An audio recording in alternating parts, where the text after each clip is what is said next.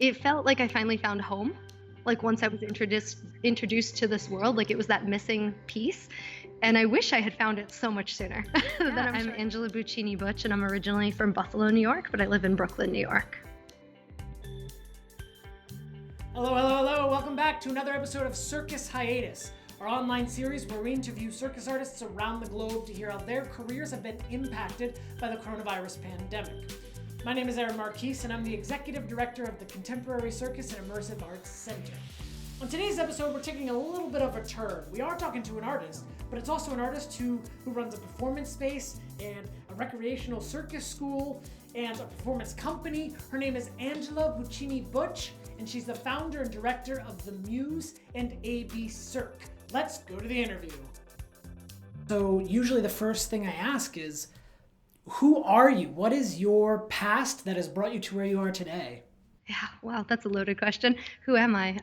Still figuring that out, but I did start with dancing. I started dancing when I was 6. I did ballet, tap, jazz. My father actually tells me that I used to tell him I was going to be the ballerina on the horseback. So somewhere my soul kind of knew I would end up in circus. But circus wasn't an option in Buffalo, New York at that time. And so I just lived at the dance studio, and that was my safe haven, and that was my everything. And I would do anything to make sure I could keep dancing. And Pittsburgh Ballet would come through and do Nutcracker. I was hired for part of the kid cast. So I was really, really fortunate at a young age that I got to share the stage with professionals and like learn what that was like. And I would fight my parents because I was like, I don't need to go to school. I need to go to rehearsal. And even within some of those like kid ballets, I remember I would be exploring things physically very differently than most of the dancers. On one of the shows, I was hired to be a lizard. And so naturally, the lizard crawls head first. So I was climbing down ladders head first, and the directors would be freaking out because they're like, no. But I was like, no, this is authentic. Like, this is how the lizard must crawl. My dance career brought me to Elizabeth Streb's space in Williamsburg, Brooklyn. When I found Streb's space, that like really raw athleticism and more so the team energy, it was such a stark difference from the auditions and the dance world that I came from, where people would kind of walk all over you. Went to the Boston Conservatory, where it was like very rigid concert dance, that I was like, oh no, this is it. Like, I don't even care if it's, leaving things behind. Like, I want to work like this. I want to work with people to achieve something that's beyond what I could do alone. And then somebody grabbed me at that space and was like, hey, there's this aerial routine that I think you'd be really great for, because you're a dancer and it's a non-traditional kind of aerial routine. Would you like to learn it? And so I started learning that routine, and to this day, it's still one of my favorite things to perform. Yeah, it's just a man who's hung from boots from the ceiling, and the whole act happens on his body. So it's essentially dance partnering in the air. This brilliant aerial dance choreographer, Lisa Giobbi, is the choreographer behind that. But she had retired from it, and so her partner asked if I wanted to try it, and then I was gifted the opportunity to be able to do this routine. It was really special for me because I lived between the world of circus and dance, and throughout my career, the shows and the companies I always worked for were exactly between those worlds. I worked for Forza Bruta.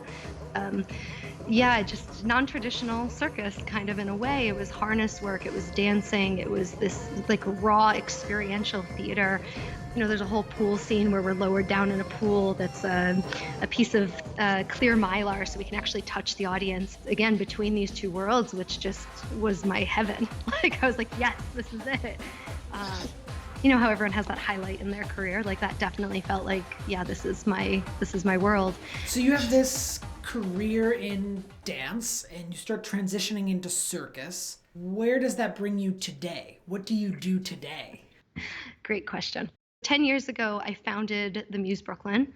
So the Muse Brooklyn is basically a circus community center and educational facilities. And our teachers and coaches, a lot of them are members of AB Cirque, which is our professional performance troupe.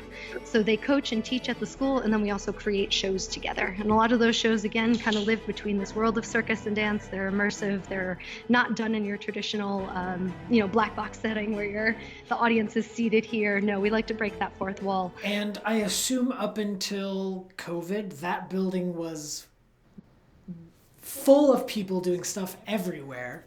Yes. Especially How did that transition work for you guys?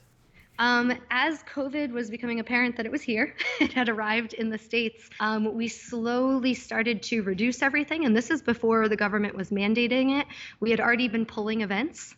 And then within a matter of 2 or 3 days, that was it. We closed down in full.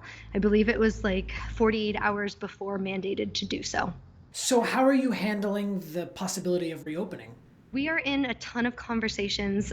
Even after this, I'm entering into a conversation with other venue owners. We talk about these things of how would you do this or how would you do it safely? Is it realistic? If you were opening and you're operating at a fourth of your capacity, you can't make New York City rent. There's no way that you could do that. So at the moment, we're not considering an opening date or how to do it yet until I have more information. What does it look like if you can't reopen in the next several months even? It's going to come down to the landlord and if they're willing to work with us. I've fought through so much to keep this space open and to keep things going that I'm not afraid of the fight. My final question, imagine you never found circus, you were never a dancer. What do you think you would be doing with your life? I need to be around animals all the time. I find them extraordinarily therapeutic. Of course, like everyone here knows, I have 3 dogs. I'm currently fostering a bunny right now during the COVID times. So I'd probably be working in some sort of therapeutics with animals and disabilities. And I know I'm taking it back to circus, but making some sort of a program like that has actually been my dream for a really long time. Well, Angela, it's so wonderful hearing your story and hearing about what you're doing in Brooklyn. Of course, I wish you the best. But thank you for hearing our story and taking the time to chat with me and share it with the world. Thank you. Thank you so much to Angela for joining us on today's episode. If you'd like to learn more about the Muse or AB Cirque, we'll have links in the description below.